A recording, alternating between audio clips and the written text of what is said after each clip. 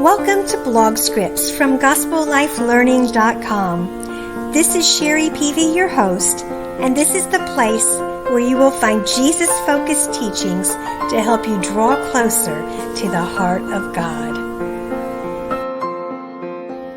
Shoes of peace. What are they, and how do we wear them? As this new year turned over, I began trying to think of a word that would be my word to hold on to for the year. Typically, this shouldn't be too hard to come up with a word, but as January 1st passed, and then the 2nd, and then the 10th, I still didn't have a good single word. However, there is a phrase that has been both convicting me and inspiring me for the past few months. And it is also a phrase that I want to hold on to this year and implement daily this year so that it becomes not just a phrase in my head and not just a note in a notebook. I want this phrase to be something to hold on to and to anchor me this year and future years as well. The phrase is shoes of peace. The phrase is inspired from the description of the armor of God in the book of Ephesians 6:14 through 16. It says, "Stand firm then, with the belt of truth buckled around your waist, with the breastplate of righteousness in place, and with your feet fitted with the readiness that comes from the gospel of peace." Shoes of peace. Don't these shoes sound like comfortable and restful footwear? If I were to go shopping today at Macy's or DSW looking for shoes of peace, I would expect to find some shoes that look like comfortable, orthopedic, cushiony, peaceful, restful shoes, like walking on a cloud. In fact, if you do have a chance to see the blog post, I actually Googled the term "buy peaceful shoes," and I have some pictures of what came up. And I would say that these types of shoes would certainly be comfortable and peaceful on the feet. These comfortable orthopedic shoes, but some that are also, when I Googled, I also looked for something that was pretty and orthopedic and comfortable. Peace shoes. And I've actually worn some shoes similar to those types of shoes that I found on Google. And I can confirm that they are very comfortable with their inside orthopedic cushioning. And it's like walking on a peaceful cloud. However, I think we all know that Paul wasn't talking about these types of modern-day, comfortable, orthopedic shoes.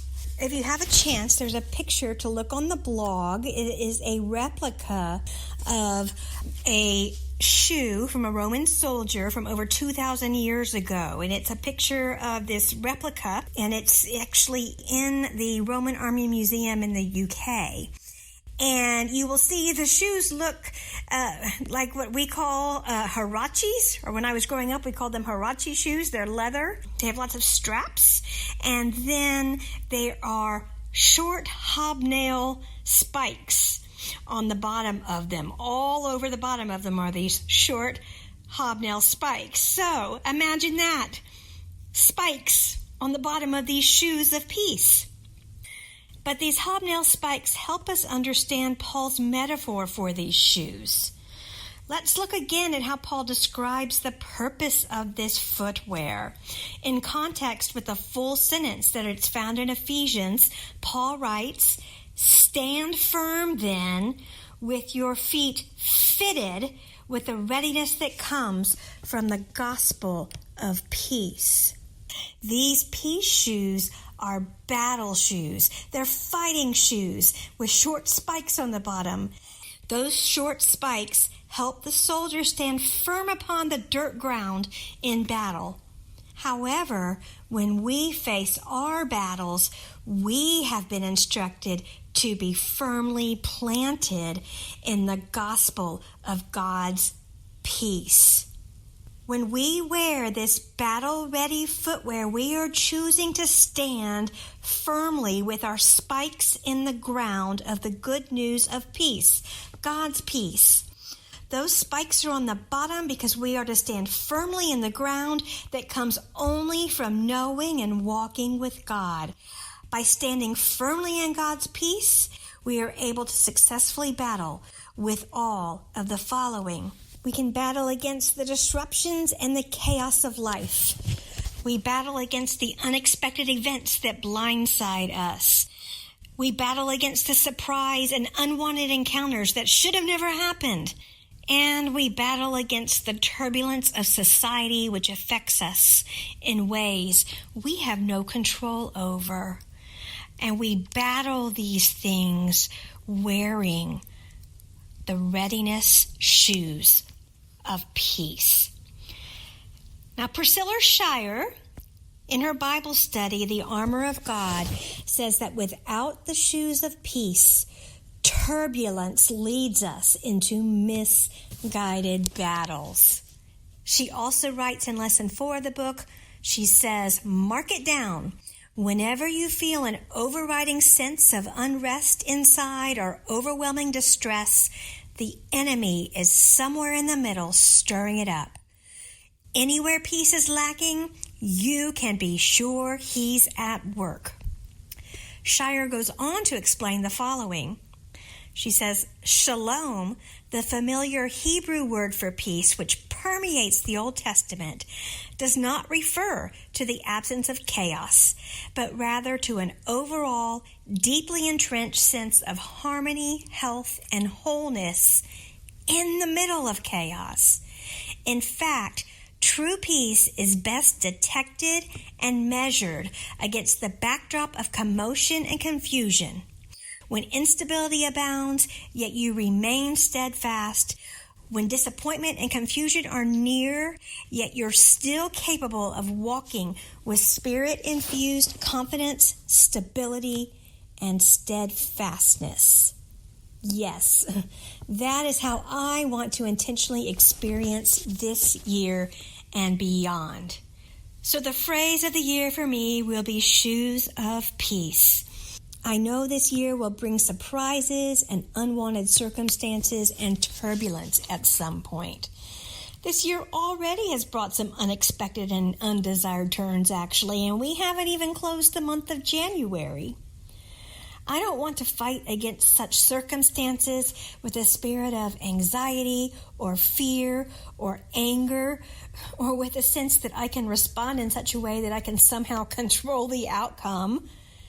This year, I'm wearing these spike-bound shoes of peace, and I will remember that no matter what comes my way, I will keep my feet grounded in the knowledge of God's promises and in His peace.